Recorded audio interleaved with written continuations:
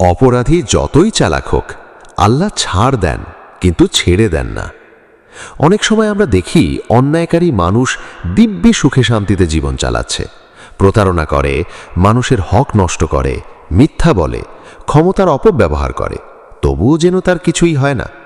তখন অনেকের মনেই প্রশ্ন জাগে, আল্লাহ কি সব দেখছেন না? কিন্তু এখানেই আমাদের সবচেয়ে বড় ভুল হয়। আমরা তাৎক্ষণিক ফলাফল দেখতে চাই, অথচ আল্লাহর বিচার মানুষের সময়ের মতো নয়। তিনি কাউকে সঙ্গে সঙ্গে শাস্তি দিতেও পারেন, আবার হিকমতের কারণে সময়ও দিতে পারেন।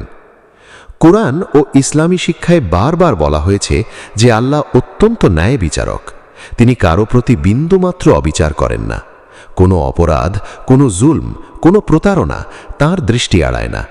তাই অপরাধী যতই বুদ্ধিমান হোক, যতই নিজের অপরাধ লুকিয়ে রাখুক, যতই মানুষকে ধোঁকা দিক, আল্লাহর কাছে কিছুই গোপন নয়। অনেক সময় এই দুনিয়াতেই মানুষ নিজের কর্মের ফল ভোগ করে। কারো সম্মান নষ্ট করলে একদিন নিজের সম্মানও নষ্ট হয়। কারো চোখের পানি ফেলে দিলে একদিন নিজের চোখেও অশ্রু নামে।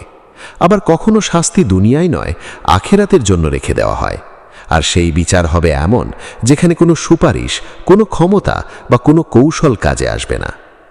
তবে একটি বিষয় মনে রাখা জরুরি, কোনো মানুষের বিপদ বা কষ্ট দেখেই নিশ্চিতভাবে বলা যায় না যে এটি আল্লাহর শাস্তি। কখনো তা পরীক্ষা, কখনো শিক্ষা, আবার কখনো সতর্ক বার্তাও হতে পারে। তাই আমাদের উচিত অন্যের বিচার করার আগে নিজের আমল ও চরিত্রের দিকে নজর দেওয়া। যারা অন্যায় করে তারা প্রায়ই মনে করে তারা খুব চালাক। তারা ভাবে মানুষকে ফাঁকি দিতে পারলেই সফল হয়ে গেছে। কিন্তু মানুষের চোখকে ফাঁকি দেওয়া সম্ভব হলেও আল্লাহকে কখনো ফাঁকি দেওয়া যায় না। মানুষের আদালত ভুল করতে পারে, সাক্ষ্য হারিয়ে যেতে পারে, প্রমাণ নষ্ট হতে পারে, কিন্তু আল্লাহর আদালতে প্রতিটি কথা, প্রতিটি কাজ এবং প্রতিটি নিয়ত সংরক্ষিত থাকে। তাই যদি কখনো আপনার সঙ্গে অন্যায় হয়, প্রতিশোধের আগুনে নিজেকে পুড়িয়ে ফেলবেন না। ধৈর্য ধরুন, আল্লাহর উপর ভরসা রাখুন এবং ন্যায়সঙ্গত পথে থাকুন। কারণ সত্যিকারের বিচারক মানুষ নয়, আল্লাহ। তার বিচার দেরি হতে পারে, কিন্তু তা কখনো অন্যায় হয় না। অন্যদিকে যদি নিজের জীবনে কোনো ভুল বা অন্যায় থেকে থাকে, তাহলে আজই তাওবার পথে ফিরে আসুন।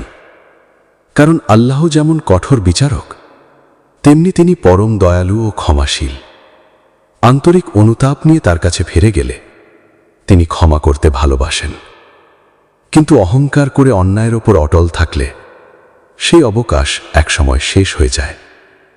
তাই মনে রাখুন, সাময়িক সফলতা কখনো স্থায়ী নিরাপত্তার প্রমাণ নয়। অপরাধী কিছুদিন বেঁচে যেতে পারে, কিছুদিন সম্মান পেতে পারে, কিছুদিন ক্ষমতা ভোগ করতে পারে, কিন্তু আল্লাহর ন্যায় বিচার থেকে কেউ পালাতে পারে না। তাই অন্যায় নয়, ন্যায়ের পথে চলুন। মানুষের হক নষ্ট নয়, বরং তা আদায় করুন। কারণ শেষ পর্যন্ত জয় সত্যেরই হয়, আর আল্লাহর বিচারই চূড়ান্ত বিচার। অপরাধী যতই চালাক হোক, আল্লাহ হয়তো তাকে কিছু সময় দেন, কিন্তু কখনোই তাকে তার ন্যায় বিচারের বাইরে যেতে দেন না।